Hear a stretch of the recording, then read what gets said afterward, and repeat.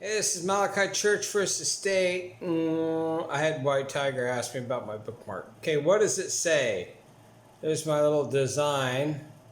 Yes, I'm not just a musician, but an artist too, right? You know, I wrote this in 12492. I used to have a Christian musician referral service back in that day, which nobody cared about. But it says this: though all things of the world may turn their back on you, Jesus never will. In times of need and times of loneliness, he is always in your midst. Like a good shepherd tending his sheep, he will never let one go astray, for he loves us like no man has ever loved. So when things look dark and empty, keep your eyes on Jesus. Very simple, not too... See, I'm not really a kind of guy that beats people up on things, except, I'm doing these videos and I kind of have to say certain things, But normally I treat children and women with the utmost respect, and I try to lead young men into positive things. I was talking to a kid the other day, working on a house. He was working with me on a place and trying to explain to him, hey, when I was 19, I was buying houses and stuff, and I said, you probably need to start investing in different things, and I don't know if any of it's sunk in. Anyways, I'd been told that by a friend of mine that knew me, because I bought my duplex from him when I was 19, he goes, you're a very different kind of kid than anybody else. Especially at 19, you weren't caught up in trying to find yourself. You weren't doing stupid things. I wasn't going out to bars and doing, crap like that. I was working, investing, and trying to really just continue my music career, because that's all I ever wanted to be, was a drummer, right? So I bought a house so I can have a place to play drums. That's what I did. That was my ultimate goal, was to have and do and make the money for me to do my music. And that's always been key. And with the music, is because all I am is a guy that spreads the gospel. At least I try to in my own little way. I got to get some tea. But I've been doing that just forever, even with music. And music, the whole intention was to serve, right? This is an old picture of an album cover. I never put out this album, but that's an old one on top of a mountain. The Power of One. I didn't go by the Artist One. I went by the Power of One at that point in time. Creation Records, obviously. Creation Studios was my studio. I don't know if the title tracks of my songs would do anything. I don't think so. No, not really. I kind of, album titles are based on the overall feeling of a song, not necessarily lyrical content of a song. Or like some people would say, she loves you, yeah, yeah, yeah. I mean, well, I don't write songs like that. So anyways, that is the bookmark. And, I know that it, I know I printed, I don't know, a few 100,000 of them, if not more, probably 500,000 maybe. And then,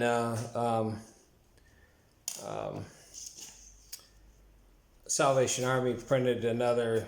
Well, they had unlimited rights to print whatever they wanted to.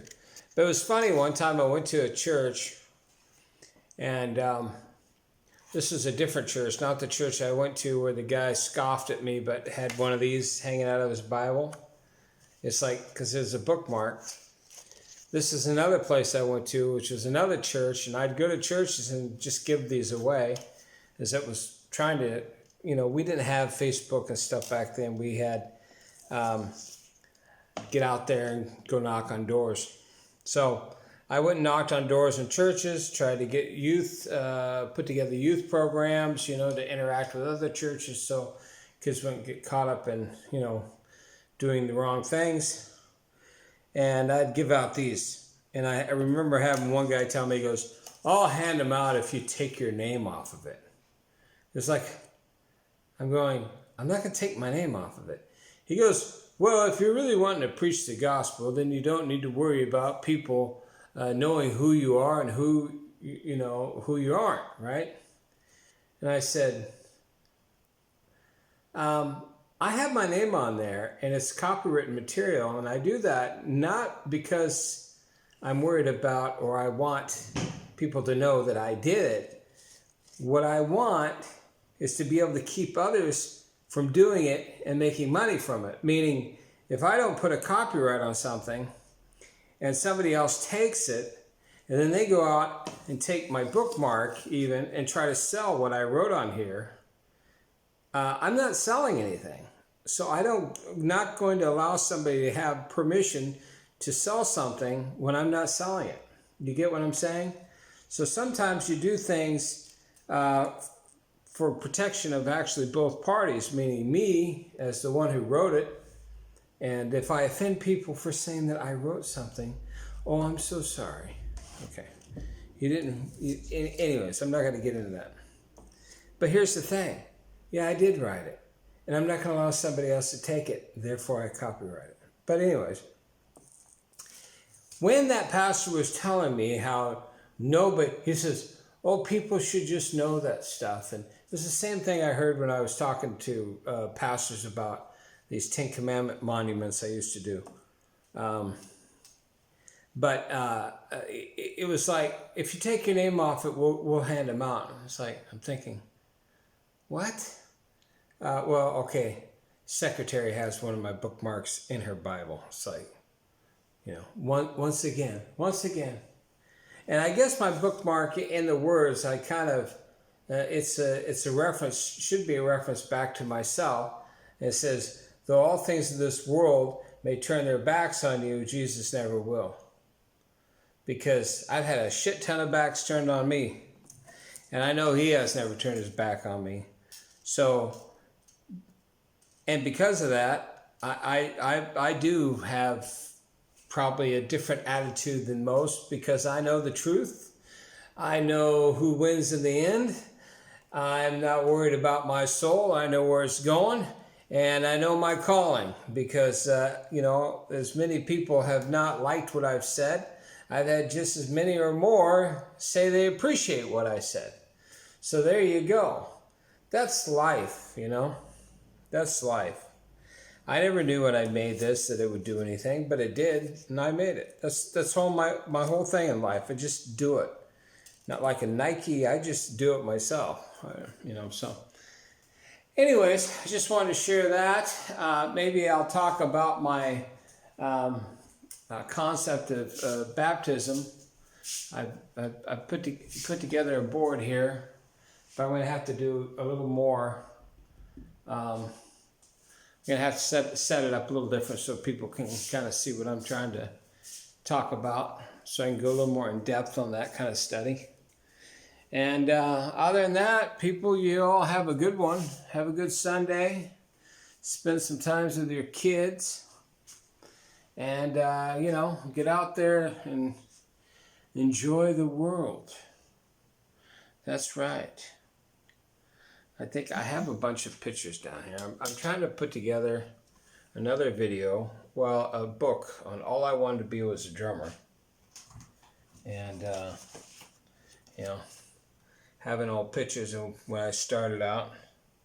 And then while I was looking through all these pictures, here's my old car, Mustang, Mach 1.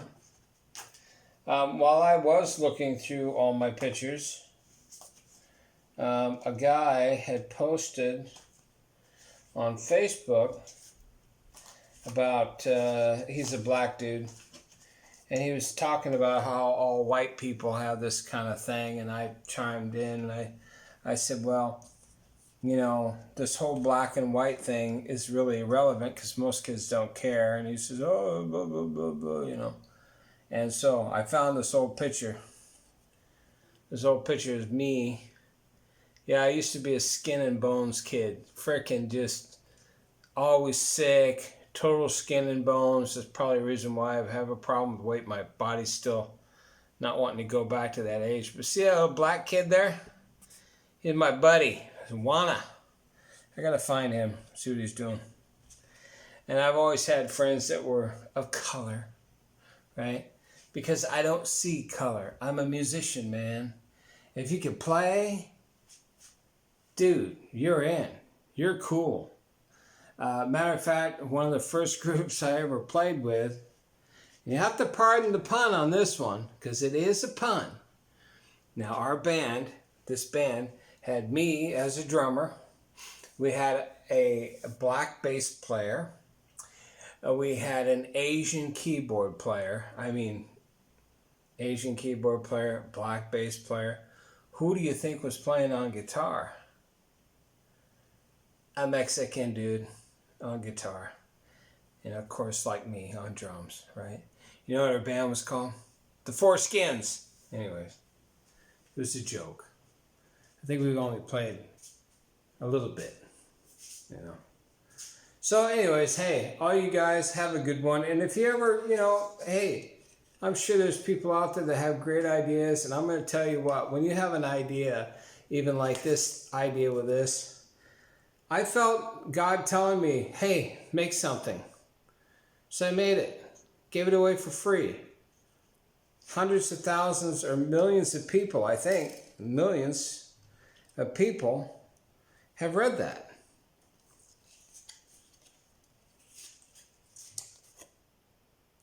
I think I'll shoot another video and I'll post it next on something else that I wrote that you, I bet you, all have seen. And here's the kicker on that one. I could, and I've talked to a copyright lawyer. I normally don't use lawyers because I do all my lawsuits on my own, but I did contact a copyright lawyer and he said I could probably sue, but I'd be the biggest a-hole ever in the history of the world. But once again, I was trying to explain to him, I said, well, it's not about I want to be an a-hole. It's just I'm tired of people who are making money off of things that I wanted to give away free. That's why I copywrote those things. That's why I was the one that created these things, because I didn't want them to get into the hands of people that were all about money, okay? And just as the end, little end conversation to this video here, there's another thing that I was this close to buying the rights to in 2008, just before I had my huge divorce and lost millions of dollars. And that was, I was in negotiations to buy the rights to the life story of Charles Manson. And the reason why I was going to buy them at that time was because I never wanted to have them put out. It was one of those like the music industry shelved things. But unfortunately, I didn't. I wasn't able to. But man, I was that close to doing it. Anyways, not like I signed out. Have your kids call your parents, go see a neighbor, repent and be baptized. Have a good one. I'm going to go get that other item and show that to you. I'll do a video on that. And it might shock you a little bit. You might go, ah. Or you might go, wow, I've seen that. Because I know people have made them. And they have made millions off of it. And it really ticks me off. But you'll see it when I show it to you on why my copyright lawyer said probably be better just for me to let that one go. So I said, okay, I'll let that one go. I don't know. Maybe it wasn't a good idea, but, you know, look, I've had so many great ideas and concepts with people that don't always work out. Some work out, some don't work out. Some, it's never, for me, it's never about making a bunch of money because I care less about that. It's about just doing things, you know, reaching people and being able to utilize the things and the abilities that God gave me for me to then go out and do what I need to do. Anyways, you guys have a good one. Talk to you later. Bye.